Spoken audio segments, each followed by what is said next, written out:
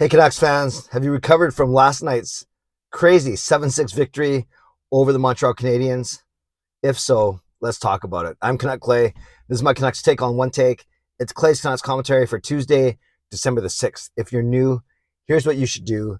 Hit the subscribe button now for daily Canucks insight that's positive, timely, and trustworthy. Very quickly, thanks to everyone who joined me for my live stream last night.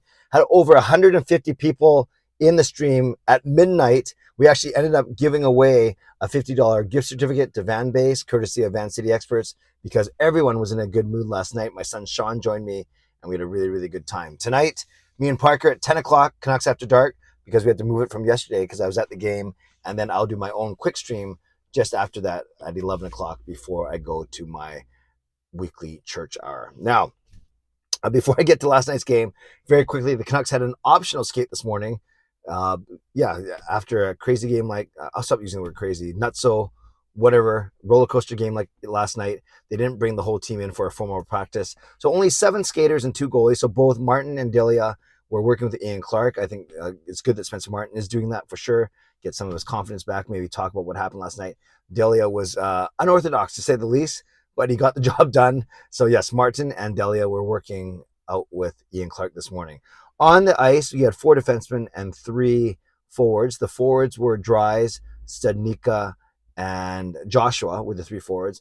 And then on D, you had Luke Shen, you had Kyle Burrows, you had Travis Dermott, and I'm missing Christian Wolanin, who then is getting sent back to Abbotsford. Yeah, he's doing really well, by the way. He's the Abbotsford Canucks leading scorer, so he's an option on D if we ever need it. But yes, usually the guys that do the optional skates are guys that need a bit of work, i.e. Martin, guys that are right on the bubble, i.e. I say all 3 of Joshua, Dries, and Studnicka are kind of borderline 12th, 13th, 14th forward type guys.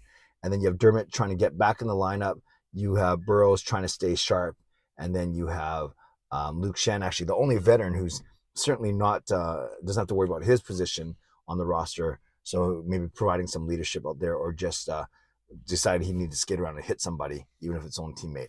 So let's talk about last night's game. I won't go through every single goal. I did that last night as part of my live stream, and that would take us forever because there were 13 goals.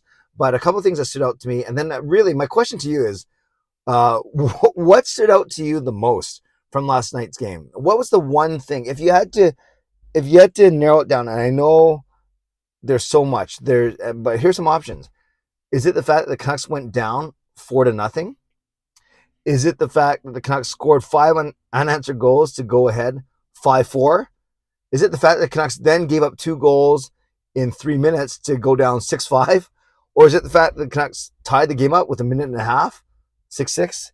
Or is it the fact that the Canucks actually won the game in overtime? Elias Pettersson, and for those of us who remember his rookie season, when he was playing Florida, and Mike Matheson, defenseman, was playing for Florida back in the day, Matheson basically power slammed PD behind the Florida net during that game and put PD out for a few games. And we remember that. So they call it the Mike Matheson revenge game. I don't think it goes that far. But yeah, so many things that you can talk about that happen, just in the flow of the game.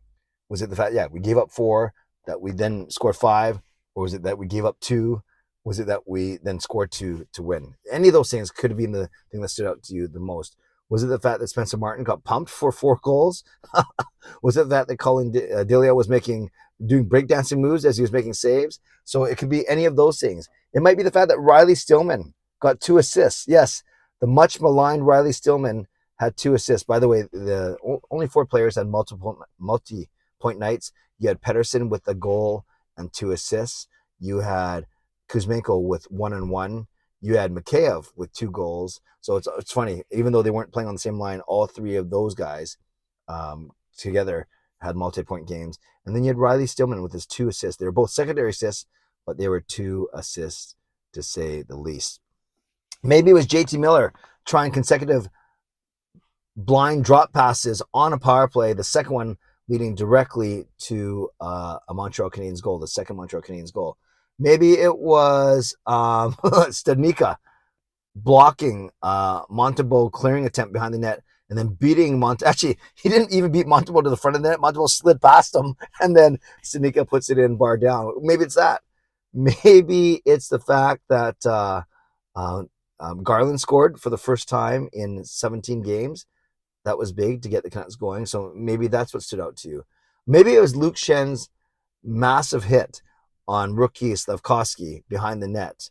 That might have stood out to you. Maybe it was the play that led directly to the game tying goal by, or was it the go ahead goal no, it was the game tying goal by Montreal to make it 5-5, where the puck, you could have argued the faceoff should have been outside the blue line where the puck exited as opposed to in the Canucks zone. Maybe that's what stood out to you. Maybe what stood out to you was Quinn Hughes in this time of World Cup soccer, an own goal, basically trying to clear it, but putting the puck past Delia off his own skates. And that was with only 3 minutes left. So it looked like after a crazy Canucks comeback that we might have lost on an own goal. And wouldn't that have been just crushing? And two other things I'll leave you with. There's so many things to talk about, obviously. And so if I did a vlog on this, it'd probably take an hour. But I want you to tell me what stood out to you from last night's game. Two other things. Do you think if the Canucks end up losing 4-0, 5-0, 6-1, whatever, 4-1, after that first period, do you think Brock Besser, do you think the other BB, do you think Bruce Boudreau would have been fired after last night's game if they had lost badly? And how ironic, because they would have got a 1-3 on their homestand, and how ironic that it would be exactly a year after he got hired. There's that story. And finally, can we talk about how good Elias Pettersson has been? 32 points now in 27 games, a goal and 2 assists. All 3 points showed his brilliance, I should say. The first goal, dominating behind the net, a nice cycle shift between him, Besser, Mikheyev. 2 or 3 times, Petey got the puck behind the net, showed a lot of poise, confidence, patience, and then found Mikheyev, put it through some sticks and skates, and then found Mikheyev in front, and then boom, the big, probably the momentum changer. Garland's goal was important, but this goal made it only 4-2 going into the second intermission.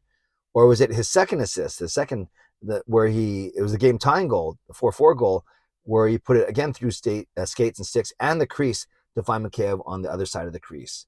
Or was it his game-winning goal when he helped Mark Matheson fall to the ice and then showed, again, remarkable patience, poise? Suzuki didn't really back-check as hard as he could have, but then he put it through Montebo's legs and to cap off. I'm not going to say it's the best game I've ever seen. Might not even be the most exciting game I've ever seen, because I think things like that you have to reserve for the 2011 playoff run. But I will say last night was probably the craziest game I've been to in terms of 4-0, 5-4, 6-5, 7-6. So I've given you about a dozen things that you can talk about, Canucks fans. I would love to know what stood out to you the most from last night's game. Leave it in the comments. I'd love to do my best to read, react, and reply. Let's just relive. Let's just soak in the glory of last night's win. I'm not convinced that this is Canucks are a strong playoff team or a strong playoff contender, but as a short-term fan, that was a lot of fun. That was a lot of fun, and I want to know what you remember from the game. And shout out once again to legendary Justin Credible for bringing me to the game. Really appreciate that. Okay, thank you to my sponsors, Van City Experts Real Estate. Contact Jason Lim and his team for all your real estate needs, and thank you, Jay, for sponsoring our $50 our impromptu giveaway last night. Thank you also to Perform and Transform Personal Training and Weight Loss. Thank you, legendary Lucas Gates, legendary Justin Credible, legendary Andrew Chang, Hall of Fame and franchise members. Thanks to all of you, and thanks to everyone watching this video. Continue to support me on this channel. As always, subscribe if you'd like to, like this video if you'd like to, leave a donation, become a member, upgrade your membership if you'd like to, and definitely leave a comment down below with the most remarkable, most memorable part of last night's crazy game for you. Don't forget, 10 p.m. Canucks After Dark, 11:10 or so, my own live stream, and that's what we're doing tonight. Have a great day. Stay safe, stay healthy. Take care of yourselves and take care of each other. God bless. Go Canucks, go.